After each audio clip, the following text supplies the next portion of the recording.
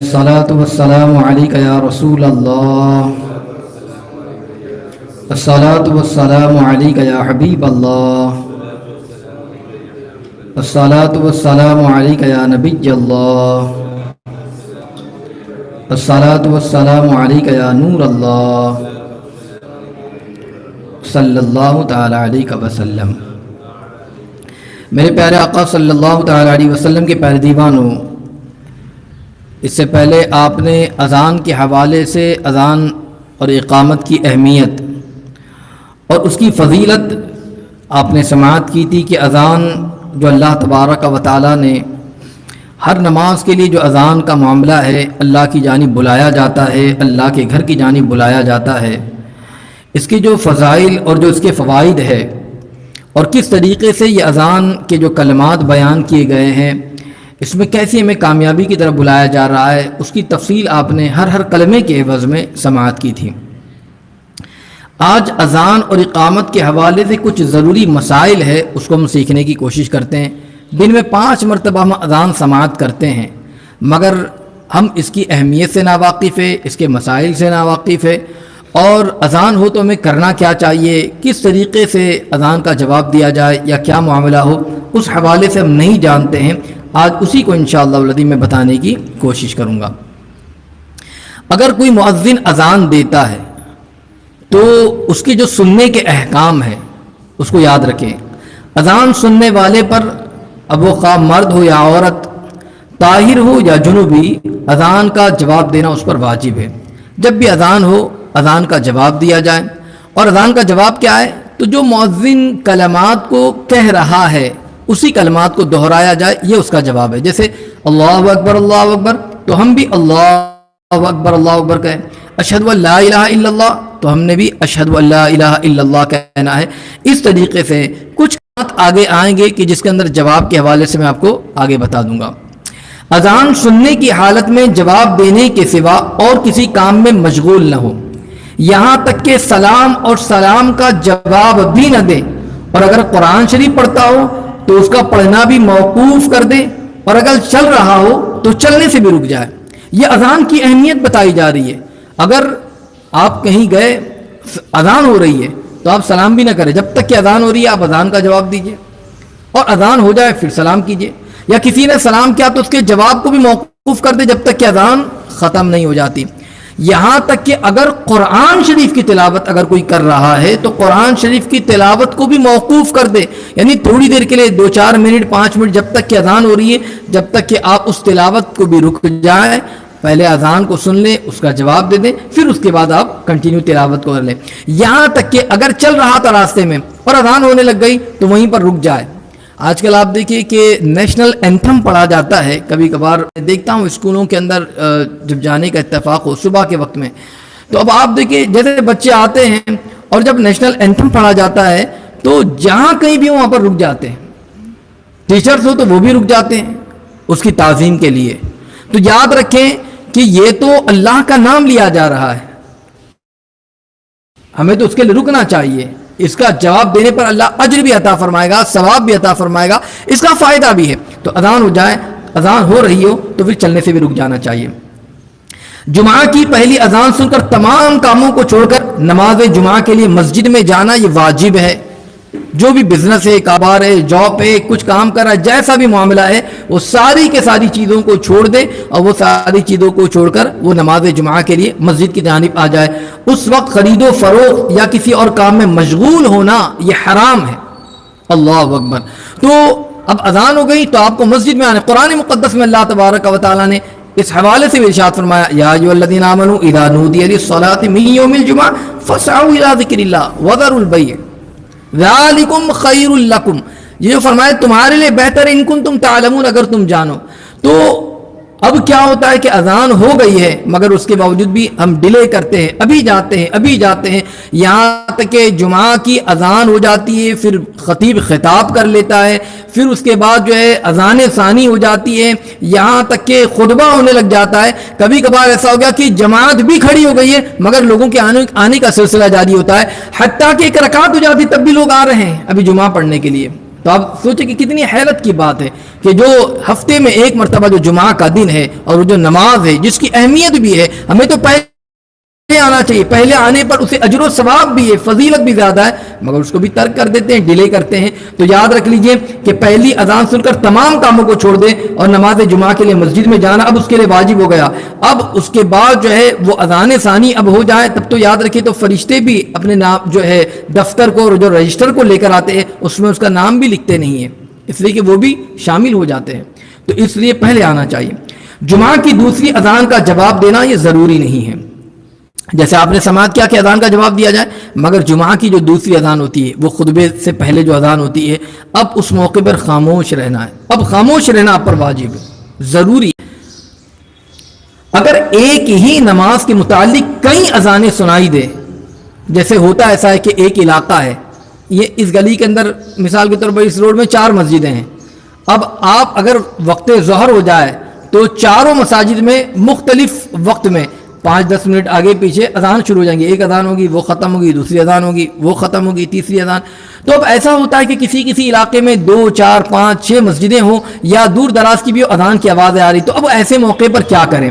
تو یاد رکھے بتا رہے کہ اگر ایک ہی نماز کے متعلق کئی اذانیں ہیں، کئی اذانیں سنائی دے رہی ہے، تو صرف پہلی اذان کا جواب دینا اس پر واجب ہے کہ پہلی جو اذان ہوئی اب اس کا جواب دے دے، اب دوسروں کے لیے جو ہے اس کے لیے رخصت دی جائے گی۔ تو اس لیے پہلی اذان ہو رہی ہے تو اس کا احترام کرتے ہوئے، اس کا اذان کا تو احترام کرنا ہی ہے، مگر پہلی اذان ہوئی اس کا جواب دے دیں۔ اب آپ دیکھیں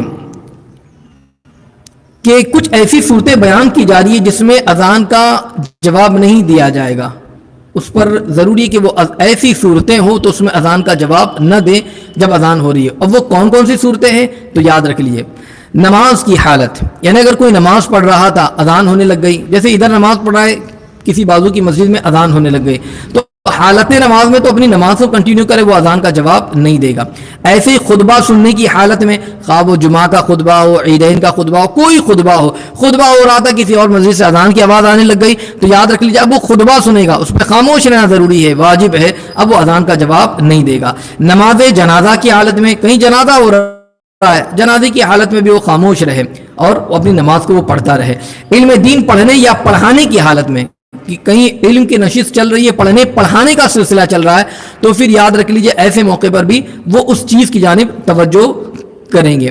کھانا کھانے کی حالت میں اور ایسے ہی جمعہ کی حالت میں، اگر کوئی جمعہ کر رہا ہے اس حالت میں بھی اذان ہو رہی ہے تو اذان کا جواب نہیں۔ پیشاب پاخانے کی حالت میں، کوئی ٹوائلٹ وغیرہ گیا ہوا ہے، پیشاب پاخانے حاجت کے لیے گیا ہوا ہے، اذان ہونے لگ گئی تو وہاں پر بھی جواب نہیں دیا جائے گا۔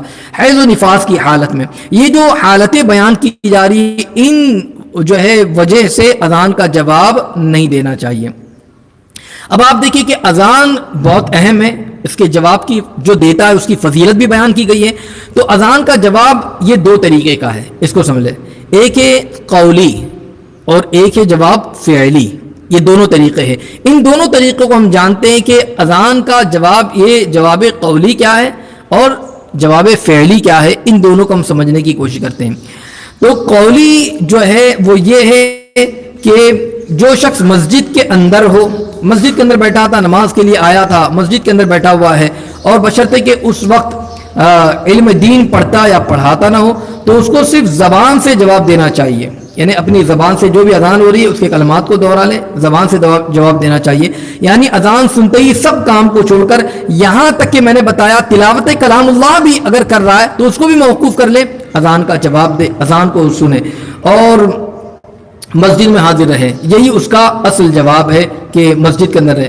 نہیں زبان سے جو جواب دے رہا ہے تو زبان سے جو جواب دے گا وہ کس طریقے سے، تو مؤذن جو کلمات کہے اللہ اکبر جواب دے اللہ اکبر اللہ اکبر، اشہد ان لا الہ الا اللہ، اشہد ان لا الہ الا اللہ کہے، اشہد ان محمد رسول اللہ، تو اس موقع پر وہ اپنے انگوٹھوں کو چوم لے، آنکھوں میں لگائے، قرۃ عینی بک یا رسول اللہ صلی اللہ علیہ وسلم کہہ دے، حی علی الصلاۃ کہے تو حی علی الصلاۃ کہہ کر لا حول ولا قوۃ الا باللہ العلی العظیم کہہ دے، حی علی الفلاح مؤذن کہے اس موقع پر بھی حی علی الفلاح لا حول ولا قوت الا باللہ العلی العظیم کہے، اور پھر اللہ اکبر اس کا جواب بھی اللہ اکبر سے دے، لا الہ الا اللہ یہ پڑھ کر اذان کے بعد کی دعا پڑھ لے. اس طریقے سے اذان کا جواب دیا جائے گا.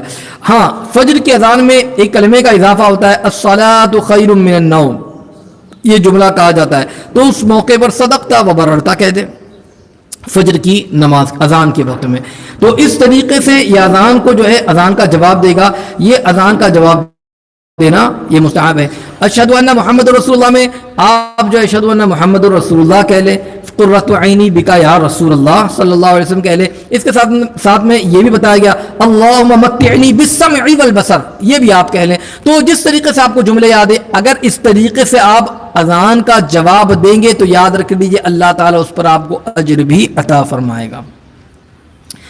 اب آگے بات یہ ہے کہ اذان جب ختم ہو جائے اب اس کے بعد کیا کرنا ہے، تو اس کے بعد بتا دے کہ سامع اور مؤذن دونوں کو درود شریف اور دونوں کو اذان کے بعد کی دعا پڑھنا چاہیے. یعنی جو اذان کہہ رہا ہے، اذان دینے والا بھی، اور جو اذان سن رہا ہے وہ بھی اذان کے بعد کی دعا پڑھے. اللہم رب هذه الدعوة التامة والصلاة القائمة آت سیدنا محمدا الوسیلة والفضیلة والدرجة الرفیعة وابعثه مقاما محمودا الذي بعثته وارزقنا شفاعته یوم القیامہ انک لا تخلف المیعاد برحمتک یا ارحم الراحمین.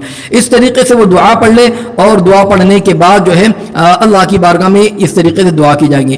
دعا کے لیے ہاتھ اٹھانا مستحب ہے، اور دعا کے بعد منہ پر ہاتھ پھیر لینا یہ سنت ہے کہ دعا جب بھی کی جائے تو اپنے ہاتھوں کو بلند کرے، اٹھائے اور اس طریقے سے دعا کرے. مختلف صورتیں اس کی بیان کی گئی ہے، دونوں ہاتھوں کو پھیلا کر بھی، دونوں کو ملا کر بھی، تھوڑا اونچا رکھ کر بھی، اس طریقے سے دعا کرنے طریقے ہیں. یہ مستحب طریقہ ہے، اور پھر اس کے بعد چہرے پر پھیر لینا یہ سنت طریقہ ہے. تو یہ اذان کے حوالے سے آپ نے کچھ باتیں سماعت کر لی ہیں. ایک مرتبہ پیارے آقا علیہ الصلوۃ والتسلیم کے درمیان اذان کے حوالے سے گفتگو چل رہی تھی، جس کا مفہوم میں عرض کروں. صحابیہ موجود تھے، تو آقا علیہ السلام نے جب سوال پوچھا گیا اذان کے جواب کے سلسلے میں، تو آپ نے فرمایا اگر کوئی عورت اذان کا جواب سنے، اذان کو سنے اور اس کا جواب دے تو اس پر کتنی نیکیاں ملے گی؟ تو فرمایا 1,00,000 نیکی ملے گی، 1,00,000 نیکی. تو پھر پوچھا گیا اگر مرد اذان کے کلمات کو سنے اور اس کا جواب دے تو اسے کتنی نیکیاں ملے گی؟ تو فرمایا گیا کہ اس سے دگنی، یعنی 2,00,000 نیکیاں. تو ایک اذان کو سن کر اگر کوئی اس کا جواب دیتا ہے تو اسے 2,00,000 نیکیاں مل رہی ہے. آپ سوچو کہ ہم دن بھر میں اذان سن کر ہی 10,00,000 نیکیاں کما سکتے ہیں بآسانی اس کا جواب دے کر، مگر ہم اس کی طرف توجہ نہیں کرتے ہیں. تو یاد رکھ لیجیے اذان سننا چاہیے، اس کا جواب دینا چاہیے، اس کا احترام کرنا چاہیے، انشاءاللہ اس پر فائدہ بھی حاصل ہوگا. اب اذان جب ہوتی ہے، اذان کے بعد آپ دیکھیے جماعت کا موقع ہو تو اقامت کا معاملہ ہوتا ہے. اب اقامت کے حوالے سے بھی کچھ باتیں میں آپ کو بتا دوں تاکہ اقامت کے حوالے سے بھی آپ سماعت کر لیں.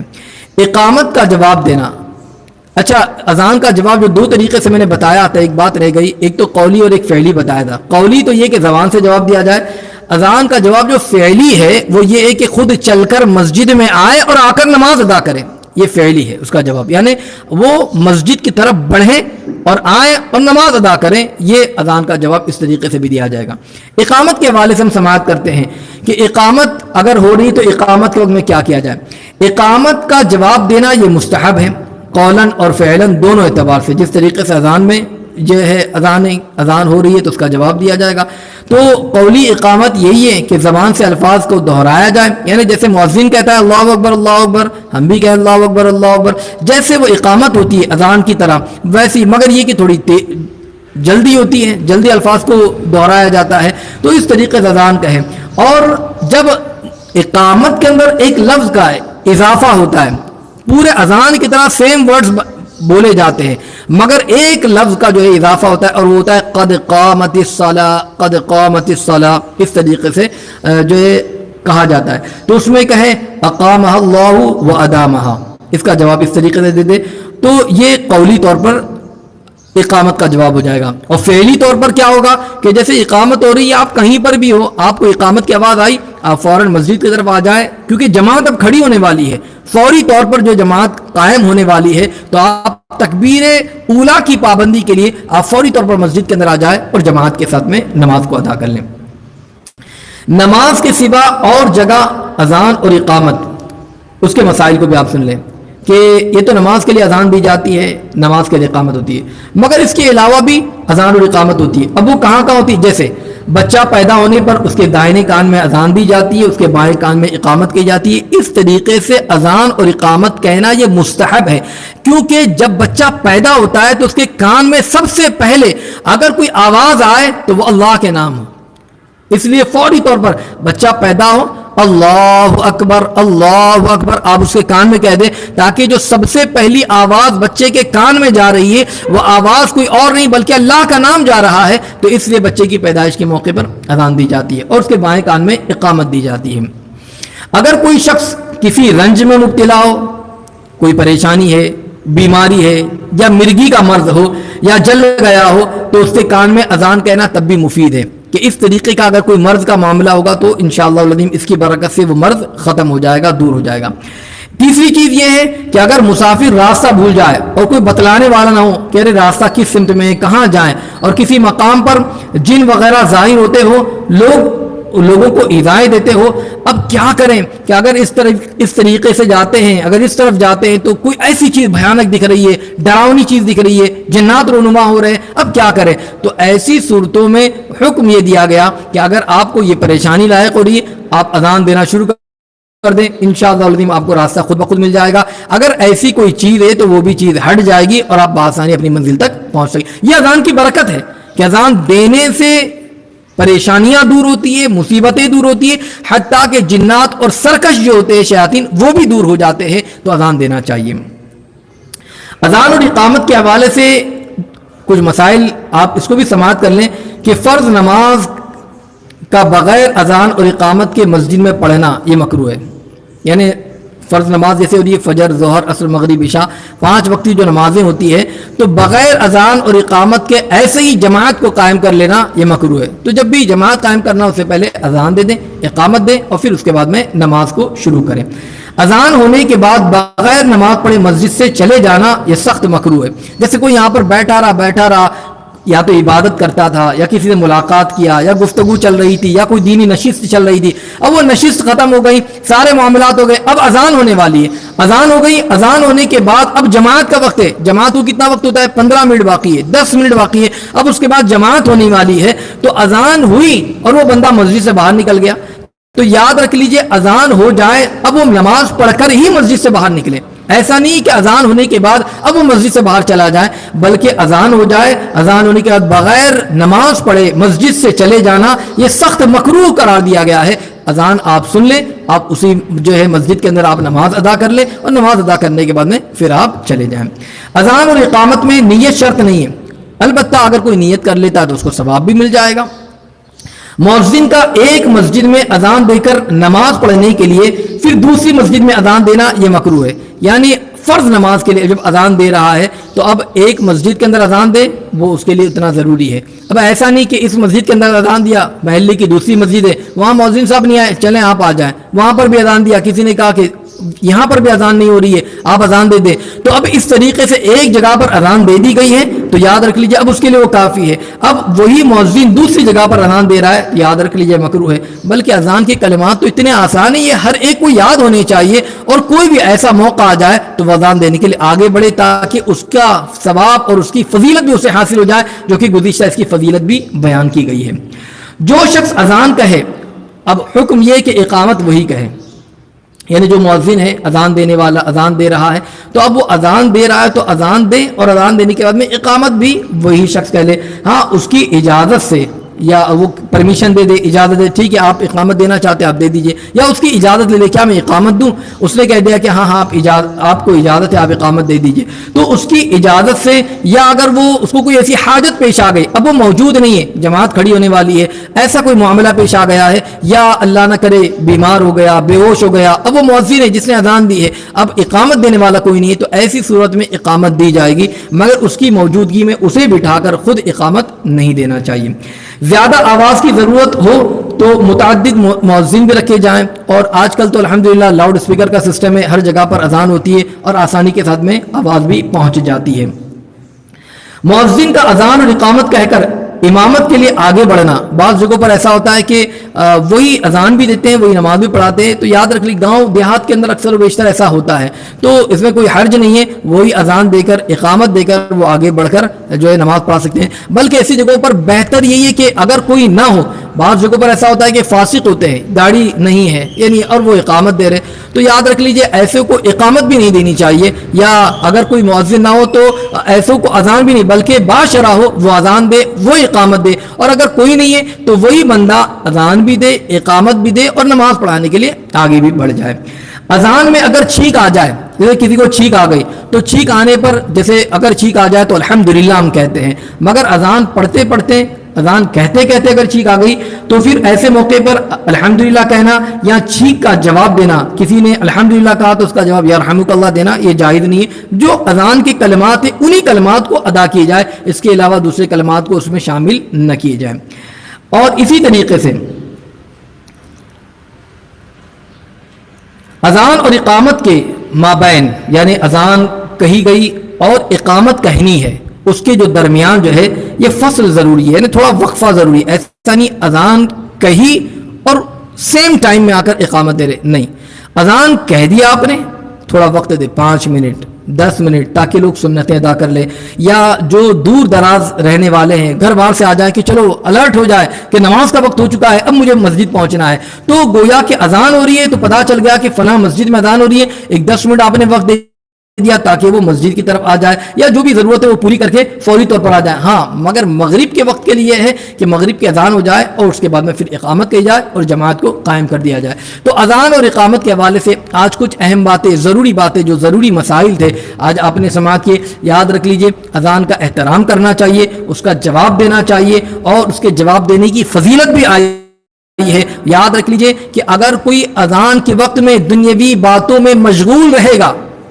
گپ شپ میں, فالتو باتیں, فضول گفتگو میں, ہنسی مذاق میں, ٹھٹے کے اندر اگر اس طریقے سے مصروف رہا, تو یاد رکھ لیجئے اس کا خاتمہ ایمان پر نہ ہونے کا اندیشہ ہے. اللہ اکبر. اس کا احترام کرنا چاہیے.